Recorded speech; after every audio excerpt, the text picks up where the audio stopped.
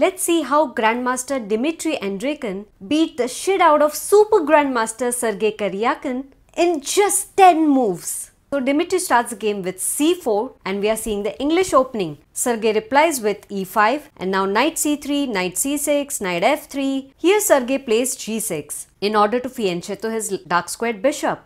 But after this move, both of these squares have been terribly weakened and black needs to be extremely cautious of that. Taking advantage of these weakened dark squares in the black's territory, white thought of striking in the center with the move d4. The idea is to attack the center as well as open up lines for his dark squared bishop.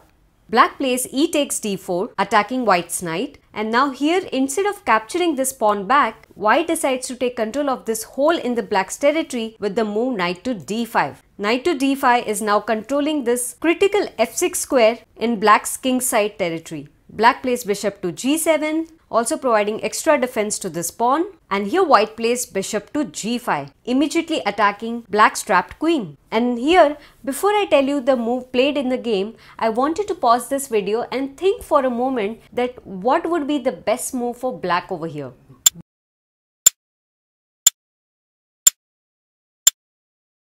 Well, the best move is to block this attack with black's knight. But the question is, which knight?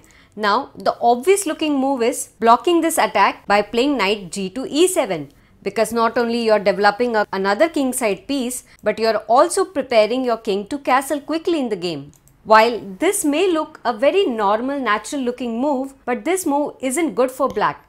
And the reason is, by playing knight g to e7, black has given up the control of these two holes that are formed in black's territory. The correct move over here would have been blocking the attack by playing knight c to e7, and that way black would have still had some control over these holes that has formed in its territory.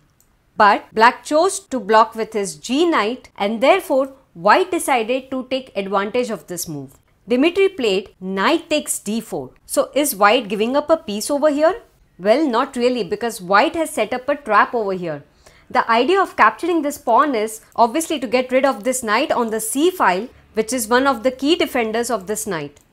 So let's say in this situation, if black plays a normal random move like b6, then white can grab this knight, and after pawn captures knight, white can play bishop takes e7, winning a piece.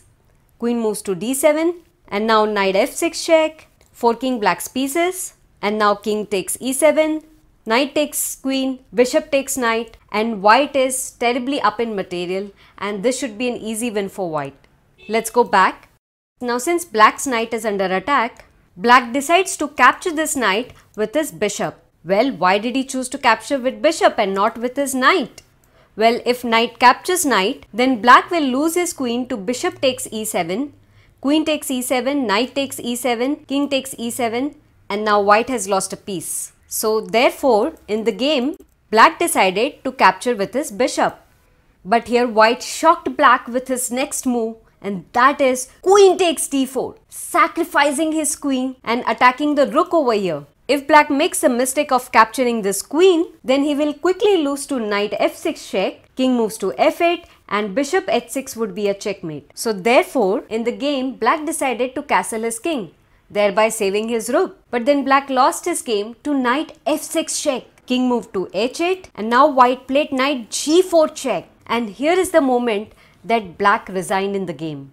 Because if black captures the queen, then white can finish off black's game with bishop f6 check, king moves to g8, and now knight h6 is a checkmate. Let's go back. If black tries to block the check with his pawn, then white can take this pawn with a check. If king moves to g8, then knight h6 would be a checkmate. Let's go back. And if the rook captures the bishop, then queen takes rook check, king moves to g8, and knight h6 is a checkmate again. And if black blocks the check with his knight, then white can play bishop f6 check, king moves to g8, knight h6 is a checkmate again. Like this video and subscribe to my channel if you learned something new today. And here is the question of the day for you.